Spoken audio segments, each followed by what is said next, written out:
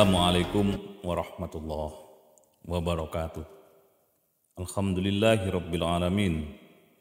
Bersyukur kepada Allah yang telah menciptakan alam semesta dengan penuh perenungan bagi kita semua. Barang siapa yang merenungi alam ini akan sampai juga kepada Allah. Dan Allah menyuruh kita untuk sering-sering merenungi. Tafakkur fi kulli syai'in wa la tafakkur fi dzatillah. Berpikirlah segala sesuatu tentang ciptaan Allah, tetapi jangan merenungi tentang Allah, gak sampai akal kita. Apalagi kita ini Allah tegaskan wa ma utitu minal ilmi illa qalilan. Tidak aku beri ilmu kepada kalian semua kecuali sedikit, kata Allah. Yang sedikit saja kadang-kadang kita malas untuk nambah. Kita sudah merasa hebat, merasa mentok. Seorang murid yang kos kemudian pulang karena dia merasa sekolah kok nggak ada hasilnya ya. Belajar kok susah memahami apa yang dijelaskan oleh guru saya. Ya otaknya mungkin bebal. Membaca terus lupa, membaca lupa. Putus asa dia pulang dari kos-kosan. Kemudian di tengah jalan kehujanan, hujan lebat. Karena hujan lebat gak bawa mantel, dia kemudian berteduh di sebuah pondok kecil. Di pondok kecil itulah kemudian dia melihat ada air jatuh. Tes gitu. Tes. Semakin hari semakin waktu semakin cepat tes. Kemudian bukan jatuhnya air itu yang menjadi perhatian si anak tadi yang putus asa untuk studi. Dia melihat bekas jatuhnya air itu pada batu besar yang ternyata batu itu berlubang. Dia kemudian berpikir, merenung, batu yang keras seperti itu kena tetesan air itu bisa berlubang. Apalagi otak manusia itu kalau kena tetesan ilmu terus menerus secara istiqomah pastilah bisa tembus. Kenapa saya harus putus asa mencari ilmu? Karena saya merasa kesulitan untuk memahami. Asalkan saya telaten, saya bisa kalahkan batu itu. Saudara-saudara sekalian, kaum muslimin yang baik hati, orang itu tidak boleh gampang putus asa yang pertama, rumusnya. Menghadapi apa saja hendaknya kita hadapi dengan penuh kesungguhan. Tidak boleh kita kemudian mengambil kesimpulan saya harus menghentikan upaya saya karena saya sudah nggak bisa apa-apa. Coba kita perhatikan orang kalau sedang ketakutan. Lari misalnya kemudian karena walaupun yang menakutkan itu nggak kelihatan, ada hantu misalnya. Coba perhatikan, larinya itu luar biasa, melebihi kapasitas kemampuannya. Bahkan ada pagar tinggi pun dilompatinya.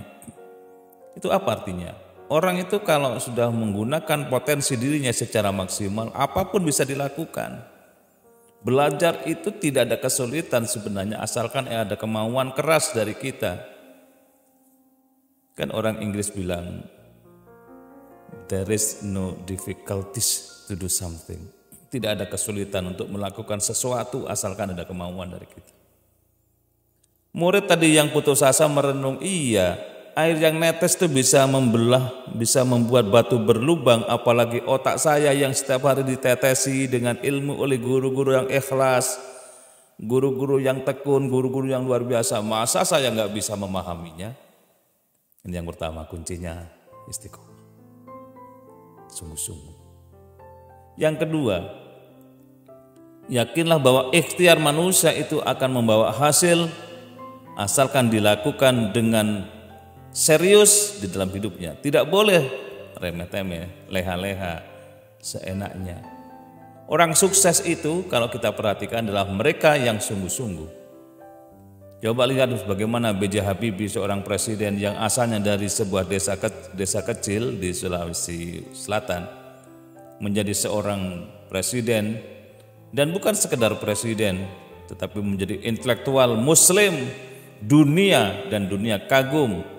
Bahkan royalti dari temuan rancang pesawat itu per minggu 60 miliar. Hasil dari perenungan yang sungguh-sungguh. Habibie tubuhnya kecil, sambutan berpidato di Mekah di depan intelektual muslim di Saudi Arabia tanpa teks mengaitkan antara ilmu dengan Al-Quran, dengan teknologi. Selesai pidato, Habibie dirangkul kemudian diangkat bareng-bareng sambil bertakbir Allahu Akbar. Kok ada orang tubuhnya kecil, ilmunya sedemikian luar biasa. Maka negara-negara yang berkemajuan, negara-negara yang maju itu ingin membeli Habibie untuk menjadi warga negara di sana. Apa kata kuncinya? Dia sungguh-sungguh, dia serius di dalam menerapkan ilmunya. Dan kita juga harus seperti itu. Dalam agama kita, orang yang serius itu Allah akan berikan kemudahan. Dan rezeki Allah diukur dengan seberapa banyak keringat mengucur dari kulitnya, dari tubuh orang itu. Saudara-saudara sekalian, kisah-kisah sederhana seperti inilah yang menginspirasi buat kita bahwa hidup kita ini sebenarnya punya potensi besar untuk menaklukkan dunia ini. Bukankah kita ini adalah khalifatullah fil ard, wakil Allah di bumi untuk mengatur kehidupan ini, sumber daya alam dan sumber daya manusia, supaya sejahtera menghadapi berbagai tantangan kehidupan. Allah berikan alam semesta kepada kita untuk dikelola. Allah titipkan semua itu kepada kita untuk bisa menghidupi diri kita, dan kita hendaknya melakukan yang terbaik dalam hidup ini. Ini yang pertama, kisah kecil yang perlu kita jadikan sebagai catatan penting. Yang kedua, ada seorang cucu yang tanya kepada neneknya, kepada kakeknya, "Kek, kenapa kakek kok rajin datang ke pengajian? Untuk apa sih kek? Enggak dapat apa-apa." Kakeknya mesem. Cucu ini cerdas, pertanyaannya bagus. Tapi begini kata kakeknya, "Iya, saya datang ke pengajian enggak dapat apa-apa. Coba sekarang ambil keranjangnya itu." Keranjang diambil, kakeknya perintahkan, "Ambil air di sungai bawa ke sini." Keranjang yang lubang-lubang itu disuruh pakai untuk ngambil air di sungai, dibawa ke kakeknya. Sekali nggak berhasil karena habis setengah jalan. 2 kali juga begitu. 3 kali gagal, akhirnya si cucu protes, "Kek, keranjangnya bolong-bolong begini, masa ngambil air pakai keranjang bolong-bolong?"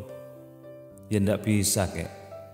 Kakeknya baru memantapkan sebagai jawaban atas pertanyaan kenapa kakeknya aktif pengajian enggak dapat apa-apa. Di situ letak kebijaksanaan atau sikap bijaksana dari kakeknya. "Begini loh," katanya sang kakek, "kamu ngambil air di sungai sekali, 2 kali, 3 kali. Coba perhatikan dulu tadi keranjang waktu pertama kali kau bawa itu kotor. Begitu ketiga kalinya kamu ngambil air, walaupun tidak sampai ke saya airnya, tapi lihat keranjangnya bersih."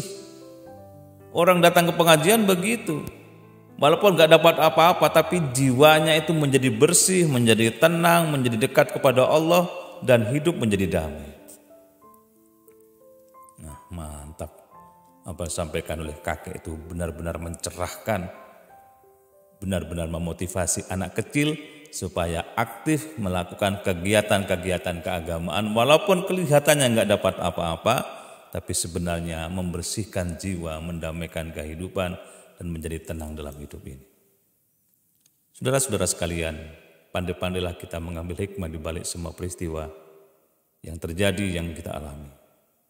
Sekecil apapun pasti ada hikmah besar yang bisa kita ambil sebagai pelajaran, dan kita akan merasakan bahwa hidup ini benar-benar dituntun dan dibimbing oleh Allah. Tidak ada manusia yang hidup kemudian berjalan sendiri tanpa ma'unah, pertolongan, tanpa hidayah, tanpa taufik, dan semuanya datang dari Allah Subhanahu wa taala, sehingga kita hidup seperti sekarang ini terasa nyaman, udara diberikan sebuah kenikmatan Allah. Allah enggak minta ganti rugi.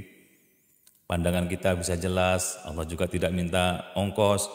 Pendengaran kita, lesan kita, semua berfungsi dengan baik, semuanya datang dari Allah, dan Allah hanya menyatakan la in syakartum la azidannakum wa la in kafartum inna adzabi lasyadid.